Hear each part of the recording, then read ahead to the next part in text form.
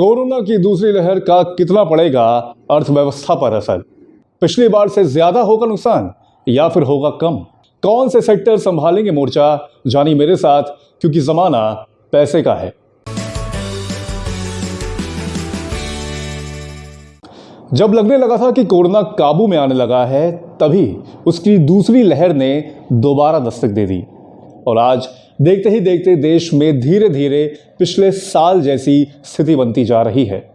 दूसरी लहर जमकर कहर बरपा रही है, लेकिन जितने भी प्रतिबंध लगाए जा रहे हैं वह सब अर्थव्यवस्था की सेहत को खराब करने का काम ही कर रहे हैं।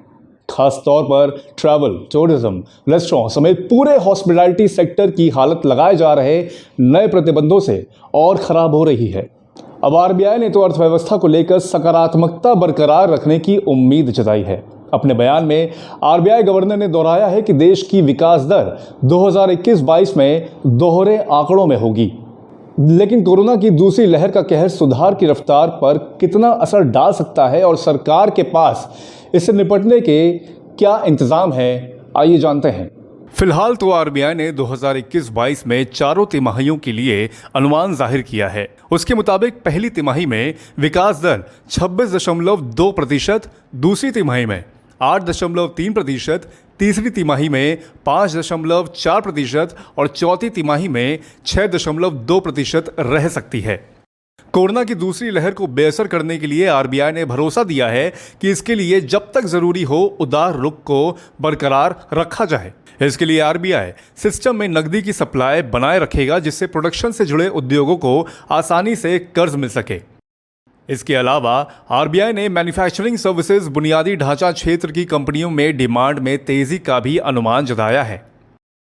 लेकिन दूसरी ओर कोविड-19 संक्रमण के मामले बढ़ने से ग्राहकों का भरोसा कमजोर हुआ है, जो खपत आधारित भारतीय अर्थव्यवस्था के लिए बड़ा झटका साबित हो सकता है। हाल ही में आए केयर रेटिंग्स की रिपोर्ट के मुताबिक महाराष्ट्र में लगे मिनी लॉकडाउन से 40,000 करोड़ के नुकसान की आशंका जताई गई है। ऐसे ही गुजरात के 20 शहरों, पंजाब के सभी शहरों में लगाए गए मिनी नाइट कर्फ्यू से भी आंशिक नुकसान का अनुमान है। दिल्ली में लगाए गए नाइट कर्फ्यू से भी कारोबारियों को आशंका है कि मुश्किल से पटरी पर लौट रहा कामकाज फिर से संकट में आ सकता है। लेकिन सरकार और आरबीआई लगातार कोरोना की दूसरी लहर से अर्थव्यवस्था के बेअसर रहने का दावा कर रही है। देश के कई हिस्सों में लगे आंशिक लॉकडाउन से मामूली नुकसान का ही अनुमान है और ये अनुमान बीते साल लगे कंप्लीट लॉकडाउन से हुए नुकसान के आगे कुछ नहीं है।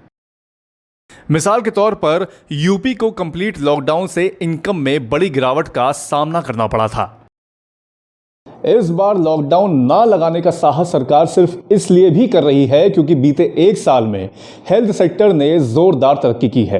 पिछले साल लगे लॉकडाउन के दौरान जहां मास्क, सैनिटाइजर से लेकर पीपीई किट और वेंटिलेटर तक की किल्लत थी, तो वहीं अब भारत इनको एक्सपोर्ट करने में पूरी तरह सक्षम है।